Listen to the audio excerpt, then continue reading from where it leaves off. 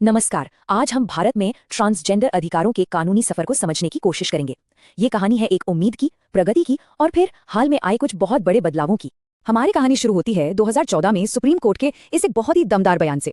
ये NALSA judgement का हिस्सा है और इसने सच में सब कुछ बदल कर रख दिया। क्यों? क्योंकि कोर्ट ने ये कहकर कि किसी की पहचान एक बुनियादी मानवाधिकार है, आने वाले हर कानूनी बदलाव की नींव रखती थी। तो चलिए थोड़ा और गहराई में चलते हैं। ये जो 2014 का ऐतिहासिक फैसला था, जिसे हम नालसा जजमेंट के नाम से जानते हैं, इसने आखिर कहा क्या? आइए इसे समझते हैं। तो कोर्ट ने जो सबसे जरूरी काम किया वो था एक बहुत बड़े फर्क को साफ करना। उन्होंने कहा कि किसी की पहचान उसके जन्म के समय मिले शारीरिक गुणों के आधार पर नहीं होगी, जिसे जैविक लिंग कहते हैं, बल्कि पहचान का आधार होगा वो जो इंसान अंदर से खुद को महसूस करता है, जिसे मनोवैज्ञानिक लिंग कहा गया। मतलब किसी व्यक्ति की अपनी समझ को प्राथमिकता देना, ये अपने आप में एक बहुत बड़ा बदलाव था।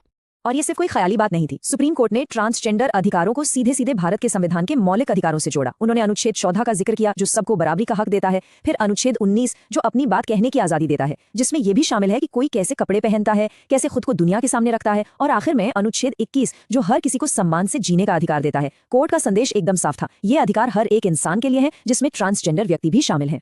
तो कोर्ट ने एक बड़ा वादा तो कर दिया, लेकिन कोर्ट का एक वादा उस कानून में कैसे बदलता है जो लोगों की रोजमर्रा की जिंदगी पर असर डाले। चलिए देखते हैं कि इस बड़े फैसले को राष्ट्रीय कानून बनाने का सफर कैसा रहा।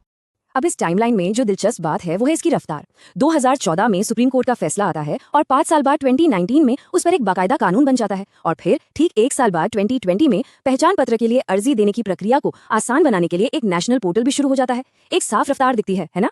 2019 के इस कानून का मकसद एकदम सीधा था, पढ़ाई, नौकरी और इलाज जैसी जरूरी चीजों में भेदभाव को खत्म करना, साथ ही परिवार के साथ रहने के अधिकार को भी सुरक्षित करना।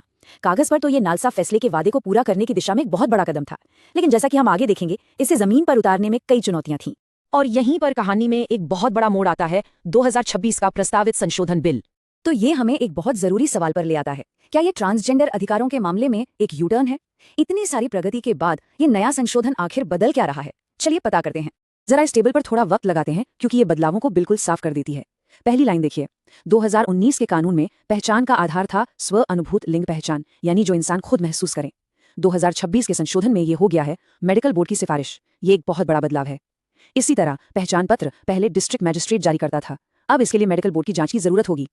लिंग परिवर्तन के लिए सर्जरी अब जरूरी कर दी गई है।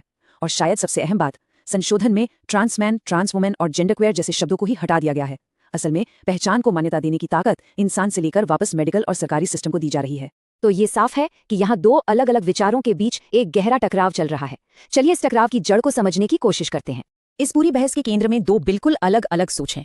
एक तरफ है स्व पहचान, जो इस विचार पर आधारित है कि हर इंसान को अपनी पहचान खुद तय करने का हक है। ये 2014 के NALS से फैसले की भावना के साथ है। दूसरी तरफ है मेडिकल प्रमाणीकरण, जिसमें किसी बाहरी मेडिकल अथॉरिटी की मुहर की जरूरत होती है। ये नौकरशाही अड़चनों को वापस ले आता है और पहचान को मान्यता देने की ताकत व्यक्ति के बजाय सरकार के हाथों में दे देता है।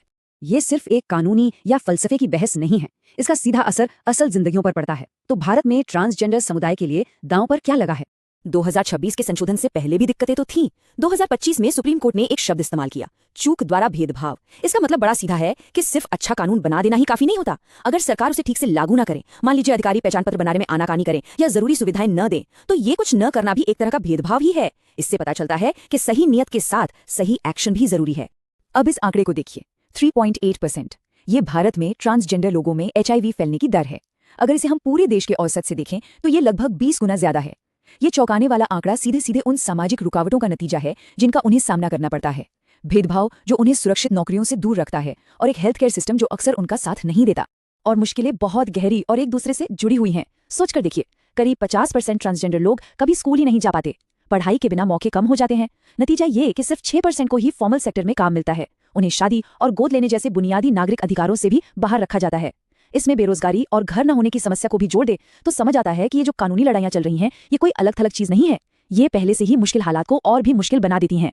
तो आखिर में हम घूम फिरकर उसी एक बड़े सवाल पर आ जाते हैं, इंसान की अपनी आजादी बनाम सरकार का कंट्रोल। ये लकीर आखिर खींची कहाँ जानी चाहिए? ये सवाल सिर्फ ट्रांसजेंडर अधिकारों के बारे में नहीं है, ये इस बारे में है कि हम सब मिलकर एक कैसा समाज बनाना चाहते हैं। एक ऐसा समाज जो हर इंसान के सम्मान और अपनी सच्चाई के साथ जीने के अधिकार को सबसे ऊपर रखे, या एक ऐसा समाज जो संस्थानों को ये ताकत दे कि वो किसी की पहचान तय करें। ये एक ऐसा सवाल है जिस पर हम सभी को सोचने की जरूरत है।